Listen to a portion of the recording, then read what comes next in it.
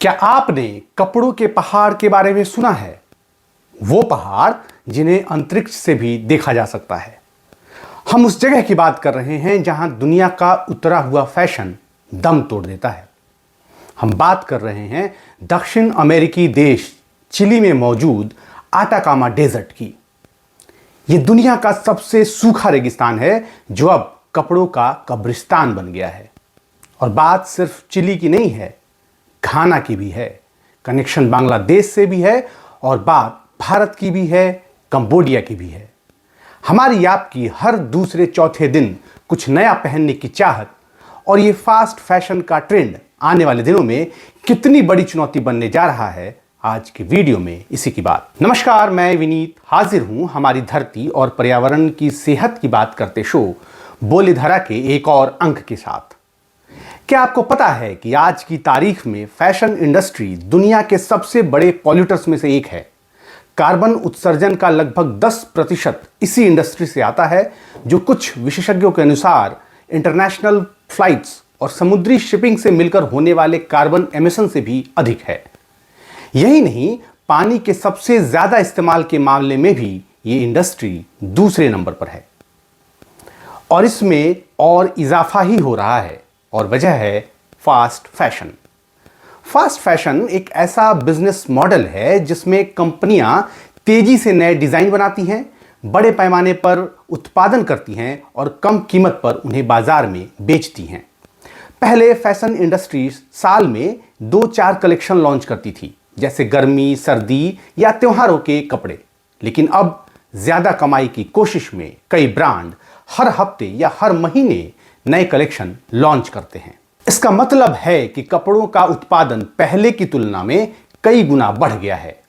संयुक्त राष्ट्र पर्यावरण कार्यक्रम UNEP के अनुसार दुनिया में हर साल लगभग 80 से 100 अरब कपड़े बनाए जाते हैं, जबकि वैश्विक आबादी करीब 8 अरब है। यानी औसतन हर व्यक्ति के लिए साल में 10 से 12 नए कपड़े बनाए जा रहे हैं। लेकिन अहम बात यह है कि इनमें से एक बड़ा हिस्सा बहुत कम इस्तेमाल के बाद कचरे में चला जाता है। कपड़े बनाने में इस्तेमाल होने वाली सामग्री और फाइबर का लगभग 87% हिस्सा आखिरकार या तो जला दिया जाता है या लैंडफिल्स में पहुंच जाता है। फेंके गए टेक्सटाइल में से केवल 20% को ही इकट्ठा किया जाता है और इनमें से भी लगभग 1% कपड़े को ही दोबारा नए कपड़ों में रिसाइकल किया जाता है।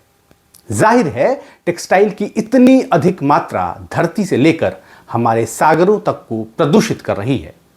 कैसे, इसे और विस्तार से समझते हैं।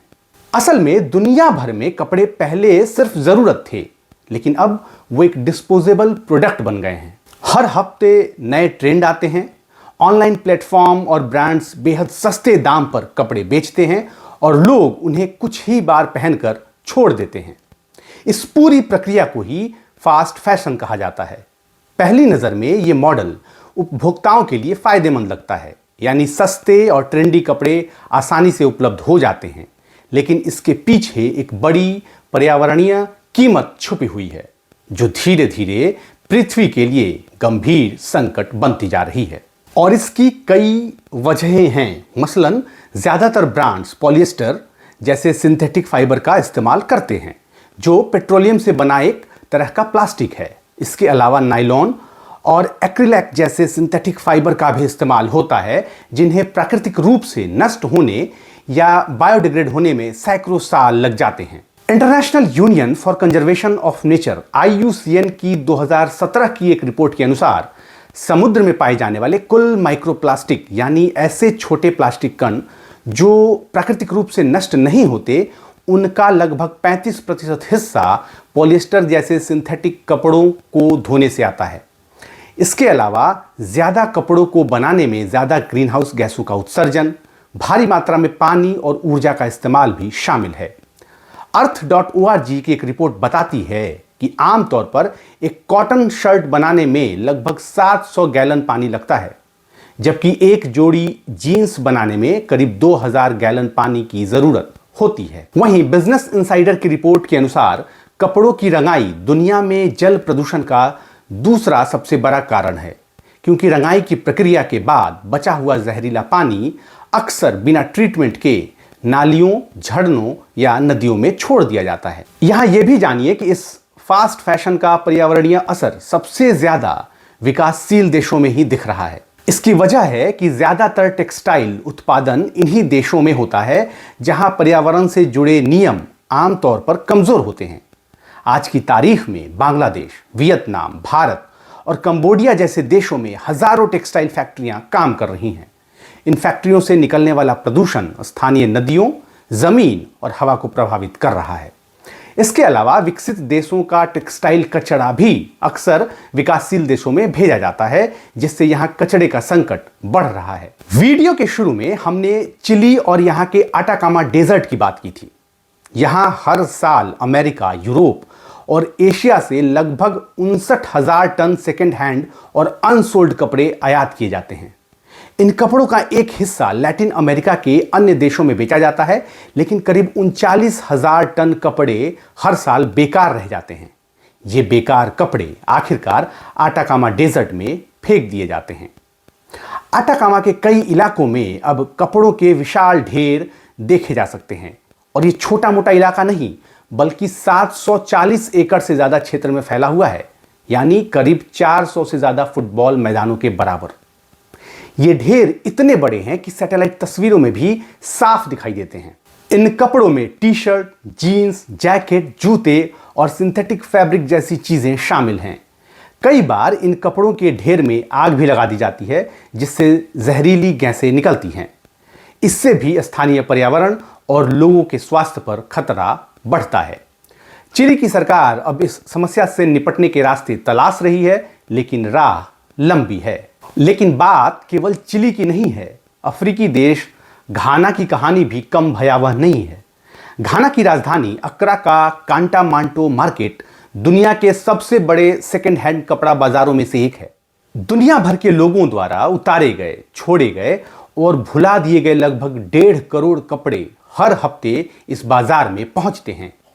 ये कपड़े मुख्य रूप से अमेरिका, ब्रिटेन, कनाडा और यूरोप के देशों से डोनेशन या रिसाइकलिंग के नाम पर भेजे जाते हैं, लेकिन इनमें से करीब 40% कपड़े इतने खराब, फटे या बेकार होते हैं कि उन्हें दोबारा इस्तेमाल नहीं किया जा सकता। आप पूछेंगे कि इन बेकार कपड़ों का क्या होता है? तो वे बाजार में नहीं बिकते, वे कचरा बन जाते हैं। हर दिन हजारों टन कपड़े कांटामांटो की सड़कों, नालियों और आसपास के समुद्री तटों पर जमा होते जा रहे हैं। अक्रा के कोरले लैगून और ओडा नदी के किनारे कपड़ों के ढेर अब आम दृश्य बन चुके हैं। इसके अलावा समुद्र तटों पर जमा कपड़े से निकलने वाले माइक्रोप्लास्टिक समुद्री जीवन को नुकसान पहुंचा रहे हैं। कभी गूगल पर जाकर घाना और चिली की इन तस्वीरों को सर्च कीजिएगा। यकीन मानिए, फैशन की भूख का कचरा गरीब और विकासशील देशों की जमीन और समुद्र को कैसे निगल रहा है, वो देखकर आप हैरान रह जाएंगे। समस्या इतनी गहरी है तो निदान क्या है? क्या किया जाए? फैशन इंडस्ट्री से निकलने वाले कचरे को कम करने की कुछ जिम्मेदारी हम और आप जैसे ग्राहकों पर भी है, और बहुत हद तक फैशन इंडस्ट्री की बड़ी कंपनियों पर भी। मसलन फैशन इंडस्ट्री को ज़्यादा सर्कुलर बनाना होगा, यानी कपड़ों और कच्चे माल को जितना संभव हो उतने लंबे समय तक उपयोग में बनाए रखना चाहिए। ऐसे कपड़े डिज़ाइन होने चाहिए जो ज़्यादा टिकाऊ हों और पर्यावरण अनुकूल फैब्रिक का इस्तेमाल उसमें ज़्यादा किया जाए। कपड़ों को इस तरह तैयार किया जाए कि उन्हें आसानी से रिसाइकल किया जा सके।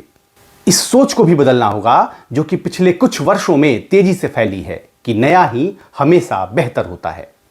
इसके अलावा हम ग्राहकों के लिए भी ये मंत्र अहम है कि शॉप लेस शॉप बेटर, यानी कम खरीदें लेकिन बेहतर खरीदें। वैसे बताते चलें कि दुनिया भर में हर साल अनुमानित रूप से लगभग 92 मिलियन टन टेक्सटाइल कचरा पैदा होता है, और यह संख्या 2030 तक बढ़कर करीब 134 मिलियन टन प्रति वर्ष तक पहुंचने की आशंका है।